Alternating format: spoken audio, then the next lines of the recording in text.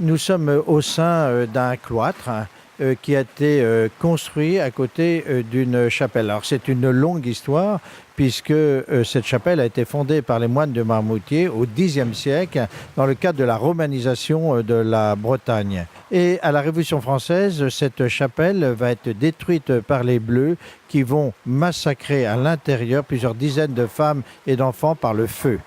Tout ça était tombé en ruine et je l'ai racheté en 1993 et nous l'avons entièrement restauré. En fait, il y a eu deux objectifs qui se sont succédés dans le temps. Le premier objectif, c'était de sauver un bâtiment rural d'une incroyable simplicité, mais justement d'une beauté rurale. Et en fait, ici, quasiment tous ce genre d'édifices ont disparu avec le temps, soit naturellement, soit par le fait des événements, et notamment le passage des colonnes infernales. Donc, il n'y a quasiment plus aucun édifice religieux qui date de cette période. Et puis, au fur et à mesure de la restauration, puis de la construction du prieuré, on s'est dit, mais tiens, on va en profiter pour construire le mémorial de l'extermination de la Vendée militaire, puisqu'en fait, rien n'avait été fait en la matière. C'est-à-dire que pendant 200 ans, on n'a pas su la réalité de ce qui s'était passé en Vendée, tant au niveau des républicains qu'au niveau de la population. C'est-à-dire tant au niveau des bourreaux qui n'avaient pas eux réfléchi, mais qui n'avaient fait qu'exécuter, qu'au niveau des Vendéens qui, eux, avaient subi cette histoire. Et lorsque je vais découvrir qu'il y a une politique d'extermination pensée au plus haut niveau de l'État, en conscience partagée, votée et mise en œuvre tant par les politiques que par les militaires, avec le bilan que l'on connaît, aussi bien au niveau humain qu'au niveau de l'habitat, ce sont des chiffres mais colossaux, d'autant plus qu'on tue principalement les femmes et les enfants et les vieillards, et on détruit les centres de richesse.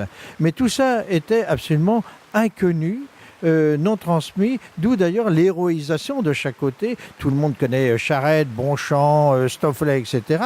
Mais on ne connaît pas la souffrance de base de la population.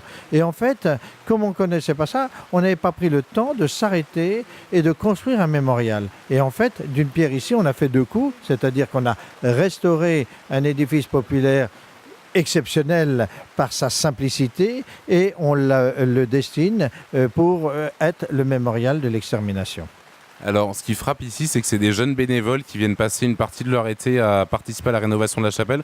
Pourquoi avoir fait ce choix de l'ouvrir aux jeunes, entre guillemets, et pas avoir fait appel, par exemple, à des professionnels directement ? Tout simplement parce qu'on n'avait pas l'argent, on n'avait pas de crédit et que ce projet n'intéressait pas du tout les politiques. Donc soit je ne faisais rien, soit je faisais quelque chose. Et comme moi-même j'avais été scout, j'avais fait de l'archéologie, etc., je me suis dit je vais utiliser mes compétences pour ce projet. Et puis après, eh bien, on communique, on essaye d'enrôler des gens dans ce projet, des gens qui fassent des dons, et puis des gens qui vont œuvrer sur le terrain. Alors comme moi j'avais beaucoup travaillé avec les jeunes dans le cadre de l'archéologie, et comme j'avais été scout, je me suis dit mais je vais monter une structure à la fois scout mais aussi de travail. Donc on a monté une première équipe, puis après une deuxième, etc. Et puis l'histoire a fait qu'au bout de 25 ans, il y a à peu près 1500 bénévoles qui sont venus ici. Donc nous sommes ici dans la crypte de la chapelle Saint-Pierre-Esclien. Voilà. Donc crypte entièrement construite dans les années 2000 par les gars du chantier, où repose au fond une grande pierre tombale pour se souvenir des martyrs de Vendée. Alors, l'engagement dans ce projet, c'est avant tout l'envie de donner du sens à ce qu'on fait. Voilà. L'envie de transmettre les choses. J'ai été longtemps chef scout, entre autres, et c'est vrai que arriver ici sur ce chantier, c'est aussi apprendre la transmission, mais la transmission d'autres choses. Au-delà de l'éducation, c'est la transmission d'un patrimoine, la transmission d'une histoire, la transmission des générations. Donc premièrement ça.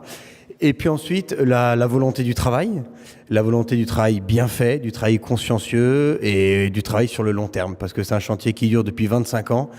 Et on peut voir, nous qui arrivons à la fin, moi c'est ma 5-6e année que je suis là, Et c'est vrai que quand on rouvre quand on réattaque des travaux qui ont été attaqués il y a 20 ans, on réalise que les techniques sont les mêmes et que comme les choses ont été bien faites il y a 20 ans, on peut aujourd'hui les continuer et les terminer en bonne et due forme, quoi. C'est pas moi qui le fais, je suis plutôt le géomètre en fait. Je suis celui qui fait les mesures, le technicien de service, et puis eux construisent ensuite, donc je peux pas dire que ce soit le plus fatigant du chantier. Ici, à cet endroit, on tend ce qu'on appelle plus communément un fil à plomb pour permettre d'avoir un niveau tout à fait rectiligne et droit sur le mur sur lequel je suis posé, et qui permettra donc à ceux qui construisent ce mur de le faire parfaitement. Alors moi je suis en histoire de l'art, donc déjà à la base voilà, j'aime bien le patrimoine et j'aime bien faire des choses un peu physiques pendant les vacances. Donc voilà, allier les deux, c'est super. Donc là nous allons poser la grosse pierre ici présente et pour la mettre sur les deux autres et ainsi pouvoir poser ensuite la voûte. Donc on fait des joints de 1 cm pour garder une certaine régularité et que la porte soit propre et bien nickel pour le 11 août. Et t'es un peu calé en maçonnerie ou c'est ton boulot de base ou t'as appris ça sur le tas en venant ici? J'ai appris ça sur le tas, je fais des études d'architecture mais du coup ça m'arrange et ça m'aide un peu dans mon métier pour apprendre entre guillemets tout ce qui est relatif au chantier et ce qui a une importance pendant le chantier et l'avancement d'un projet. Et c'est quoi qui te fait revenir en fait? C'est le projet en lui-même, c'est l'ambiance, c'est quoi? Les deux. C'est pour l'ambiance, pour l'avancement, le travail et parce que au moins on fait quelque chose d'un peu utile pendant son été, quoi. Et c'est quoi la plus-value de ces jeunes? Alors elle est énorme. Une plus-value personnelle incroyable. Premièrement, ils vont découvrir ce qu'est le patrimoine au sens large du terme. Deuxièmement, ils vont découvrir la fragilité de ce patrimoine et ils vont découvrir dans un troisième temps qu'ils peuvent, eux, s'ils se donnent les moyens, faire en sorte que ce patrimoine soit protégé, soit en sensibilisant la population, soit eux-mêmes en œuvrant. Et dans le cadre de l'œuvre, eh bien, ils vont apprendre à découvrir une pierre. Qu'est-ce que c'est une pierre? Ils vont apprendre à découvrir la manipulation de la pierre, c'est-à-dire que l'addition de la pierre peut donner un mur. Et puis le liant, qu'est-ce que c'est le ciment, qu'est-ce que c'est la chaux, le bois pour les charpentes, l'ardoise, la tuile, etc. Et au fil du temps, ils vont apprendre à découvrir le patrimoine et à prendre les moyens pour le préserver, eux-mêmes en y participant. Ça, c'est la première chose. La deuxième chose, ils vont apprendre à travailler en équipe. C'est-à-dire ce qu'on appelle un site, c'est-à-dire leur travail personnel à eux, dans un endroit donné, par exemple la restauration d'un mur, dans le cadre d'un vaste chantier où il y a plusieurs sites, avec une hiérarchie, une organisation, etc. Parce qu'un chantier comme ça, c'est énorme l'organisation. Il y a pas seulement l'organisation du chantier, mais il y a aussi l'organisation du camp, avec la gestion des flux, la gestion de la nourriture, la gestion des transports individuels, etc. Et donc tout ça, c'est extrêmement compliqué, sophistiqué, etc. Et tout ça, ils vont l'apprendre ici. On vient donc pour tout ce qui est chantier, tout ce qui est qualité technique, qualité humaine, relationnelle, transmission.